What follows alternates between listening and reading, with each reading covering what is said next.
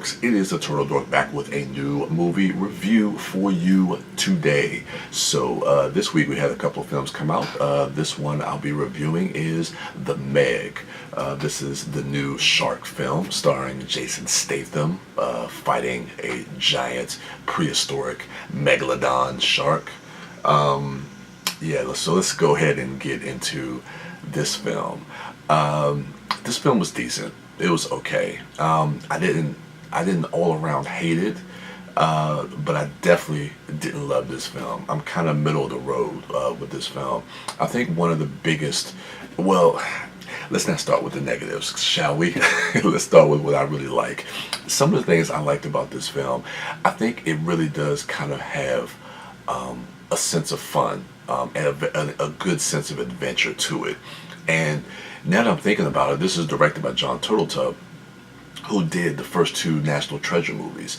And those National Treasure films are like fun adventure films. So I think he really does have a good grasp of how to create that sense of adventure in these type of films, and I think he does that well in this film, specifically when you have the whole cast and group together around like the end of the first act and the second act, when they're on the ship and they're actually tracking this giant shark. Those sequence and those series of scenes, I think around the middle of the film really do work well when it comes to that aspect of the film. I like the cast to a certain degree. I like the actors, and I like seeing them interact with each other, but that also goes to some of my negative points about the film as well. But I thought Jason Statham, was he perfectly cast for this?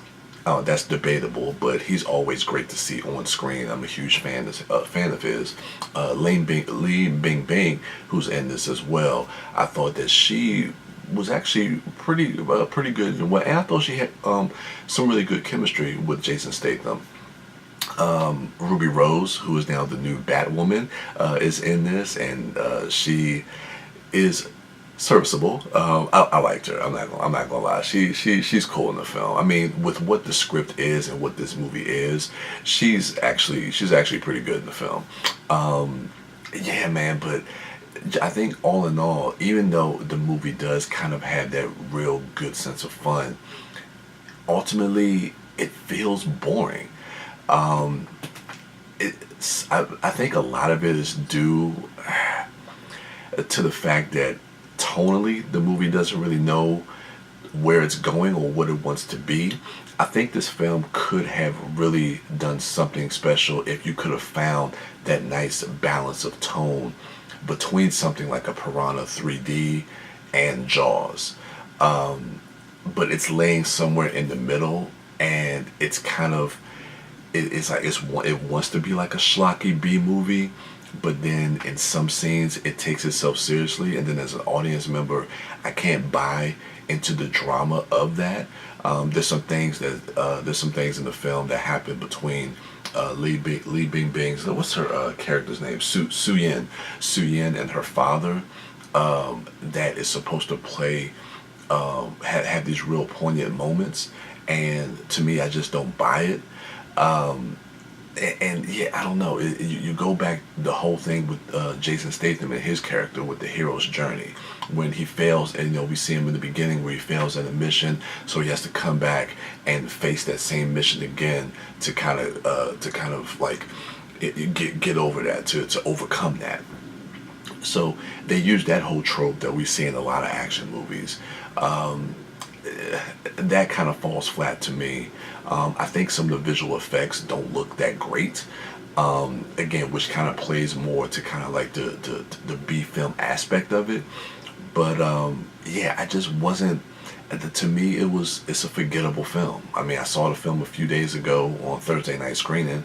At the time I'm doing this recording, it's about 3 days later, and I honestly really couldn't tell you much about the film outside of like those major points that I kind of have about it. But I don't know. Like I said, your mileage may vary. You may like this film if that's something that you're kind of into. I think you can have a lot of fun with this movie if you don't. The movie again, going back to tone, the movie doesn't take itself too seriously, but sometimes I feel like it doesn't go all the way. Like, if you're going to go that route, you got to go full tilt with it. But if you want to go some of the more suspenseful, dramatic routes, a la Jaws or something of that nature, then you need to swerve in that direction. But we've seen too many of these movies like this, like Deep Blue Sea, and that's another one of my issues with the film, is the fact that this movie just feels repetitive of stuff that we've seen before. And for me, I'm kind of tired of seeing films like that, especially when it comes to character. Now, I don't expect some deep characterization. These are basically stereotypes or caricatures of the ragtag team that we see that go on these missions. But I'm tired of seeing the sexy girl as the tech genius, or the black guy, the loud black dude that doesn't like to get in the water, or Rainn Wilson, who plays the billionaire who's funding the whole operation, but yet he wears he wears Nike sneakers and is always trying to make one-liners. All this stuff, I don't know, to me it just bothered me. Because it's nothing new and it's nothing that we haven't seen before. And if you're dumping $150+ million into a movie like this, and you're giving us something that we could see on the Sci-Fi Network, come on, man. Hollywood's got to make some better choices and some better decisions. But anyway, those are just my thoughts. Let me know what you thought of the movie The Meg in the comments below. Go ahead, rate, like, subscribe, and share, and go to check out my other dorks at MouthDork, at the Disco Dork, and at Sidewalk Siren. And as for me, I am the Turtle Dork, and with that, I'm out.